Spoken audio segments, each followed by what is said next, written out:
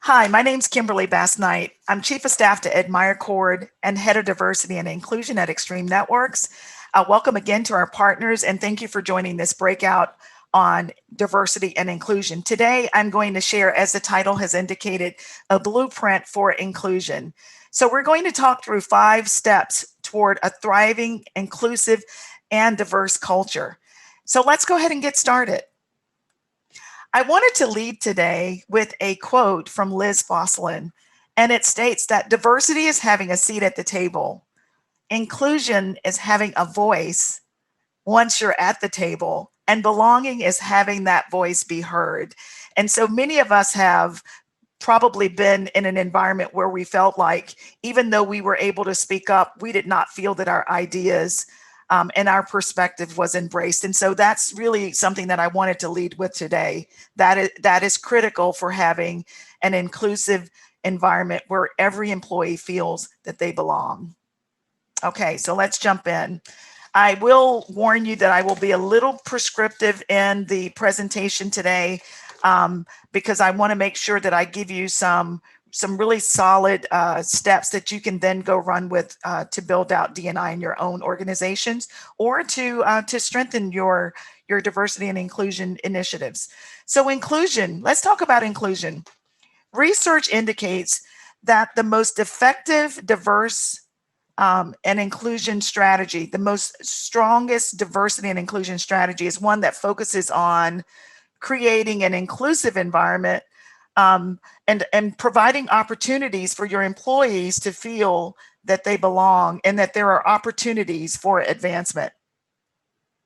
So one of the things that we'll talk about today in this breakout is we'll talk about the importance of setting metrics and the importance of establishing pathways for advancement for underrepresented minorities in your organization. One of the things that we find, and the data proves this, is that when employees don't feel that they're represented or that they're included, many of those employees will not thrive in that work environment. And in some cases, those employees will not stay. So you will constantly have a revolving door. And if you're trying to ensure that you are a diverse organization, the last thing that we want to fight is a revolving door where we bring people in, we're training them, and then they're leaving us for a healthier, more inclusive environment. So research shows, as I said, that employees feel more comfortable, they're happier in inclusive environments. Teams also have a higher morale, and studies have shown that they're more productive and innovative and loyal to organizations where they feel included. So, how are we going to eat this gigantic elephant? So here's the elements of diversity and inclusion, and these are literally from our own playbook around D&I. So the first thing that we knew that we had to do is we had to get our leadership committed to diversity and inclusion. And so it's important that we have informed and committed leadership. It's important that your leaders, starting with your board of directors, starting with your executive leadership team, and those in leadership roles are committed to diversity and inclusion, not only committed to the fact that we're going to move forward with it, but also committed to the value that D&I will bring to your organization.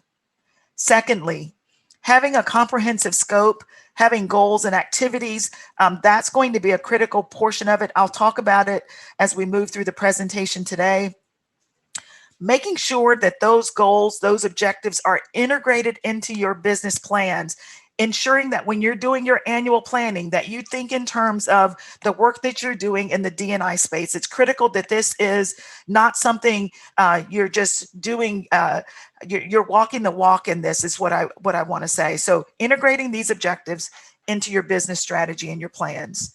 Having a dedicated resources that are focused on this area, as we just created the role for D&I, having someone that is absolutely focused on this is critical. The footnote that I'll put there is it will be critical that your HR organization partners with you in this D&I work. In some companies, D&I is, supported out of HR. If you decide that you want to stand up a silo organization, it will be critical that you have that partnership with your diversity and inclusion leader and the HR leader. So you'll want to make sure they're in sync. You'll need to, based on the goals and objectives that you set, it will be critical to have focused training opportunities, not one and done training opportunities, but really having training opportunities that are ongoing and iterative. And as you find things and you'll discover things, ensuring that you wrap some type of training around that. Allow it not to be a forced march where everybody has to do this on this day, or you're gonna get a ding. Making sure that the focused training opportunities really are something that your employees and your teams will begin to look forward to. One of the other things, or the areas that you'll need to focus on, is reviewing your policies and ensuring that your policies support a diverse and inclusive environment. An example would be the language in your recruitment, the recruiting statements that you're sending out. Review those statements. Make sure that those statements that you're, displaying externally really are inclusive in the language. Look at your policies. One of the areas that we're looking at right now is looking at all the terminology in the organization and ensuring that that terminology is not offensive and that it is inclusive. So the last two things I'll talk about a little bit more as we move through the presentation, but of course, shared responsibility, making sure that everyone is in agreement that we're all in this dragon boat and we're rowing in the same direction, ensuring that every person who has a lead role in your D&I space has an accountability lever that you can tie back to. And my absolute favorite one is ensuring that you have KPIs to measure the effectiveness of your D&I. My footnote here is that many companies are investing millions of dollars in diversity and inclusion. The reason that many of them are failing is, number one, diversity needs to be partnered with inclusion, so that we can see the evidence of that in your organization. But the most important part is ensuring that those KPIs are strong and that you're constantly looking at them and you're pivoting as you need to. Okay. So point number one in the blueprint, as we're building this 5 steps, hire a diversity and inclusion leader. As we did, we put a dedicated person in place in the organization for D&I. This person will serve as your change agent and help to influence the organization on matters of diversity and inclusion. This person will have an internal voice and external. So even if you're not planning to, dedicate this to a single person, make sure that there's someone in the organization that's playing this role. This D&I leader also coordinates, helps with any of the strategic planning for development and implementation of programs. They are tightly aligned with your company core values. They lead the development and implementation of diversity and inclusion strategies. So recruitment, leadership development, employee engagement, partnering with HR. This is what we're doing together. We're building this out. Okay. So as I mentioned earlier, it's critical that you have goals around D&I. Where do you want to be a year from now? Look at your employee representation. If you want to increase the number of women, set a goal for that. Assess where you are right now, and then set a goal. A year from now, we're going to be at this number. We're going to hit this metric. The other thing I would highly advise is that you do some benchmarking work, look at your competitors, look at where others are in this space, and set your goals accordingly. Leverage your employee demographic data. So know your data, understand any customer feedback. You're showing up at the customer site, and all of your customers don't look like you. That may be an area that you need to, look at diversity in, as you're showing up and your customer looks differently from you. Maybe you want to bring a woman to the table or someone from an underrepresented group to the table. Look for growth opportunities. Engage your employees with surveys so that you can identify gaps and possible opportunities. So as I mentioned, the areas that we're focused on are recruitment and retention, Again, we bring in a new person. We want to make sure that we have a culture that supports them. Mentorship, professional development. We have a strong mentorship program that we've developed both for our women and our underrepresented groups. So build that construct. And again, if you need to reach out to me personally, I'm going to give you my email at the end. I can give you some tools that you can use to help build out your mentorship program. Organizational culture. And so this is another area. So ensuring that the culture supports your new diverse talent. And then having career development opportunities for your underrepresented employees and women, or the gender diverse community at your organization. The third thing, training. So training will be critical.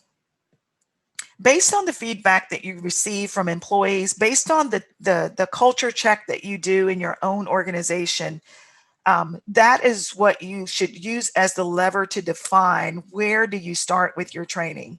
So do you start with unconscious bias training? Do you start with just general diversity training? Do you start with inclusion training? So knowing where to start, I would say that the way that you know where to start is looking at what's most critical. What are your priorities? What do you want to solve for, as a priority? And that should define what your training plan looks like.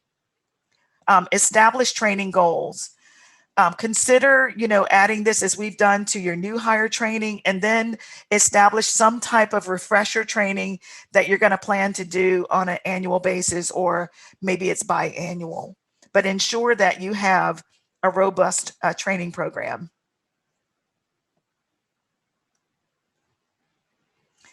One of the areas where we've been quite successful is in establishing employee resource groups, affinity groups. So these resource groups are employee supported. The minute we began to have the conversation in Extreme around diversity, the employee response that we received was palpable. And so one of the areas that I really want you to focus on is the employee resource groups. These groups can help you strategically address cultural challenges in the company because you're getting it directly from your employees. And so these employee resource groups are employee led and supported. And it's really, we're providing the oversight, but our employees are deciding these are the things that we want to go help the company solve for. The other really powerful thing about these groups is that they bring a diverse cross section of the company together. So we have cross-functional representation in the ERGs. It spans levels and departments and even locations, so that we can understand, at the ground level what's going on in the organization, but also accomplish business-wide goals. So globally, we're solving for D&I. The other thing that we found is that these ERGs really do help to increase the employee engagement, and it helps our employees start to build a stronger community, and helps us identify, up and coming talent and leaders as we, observe the work that our ERGs are doing.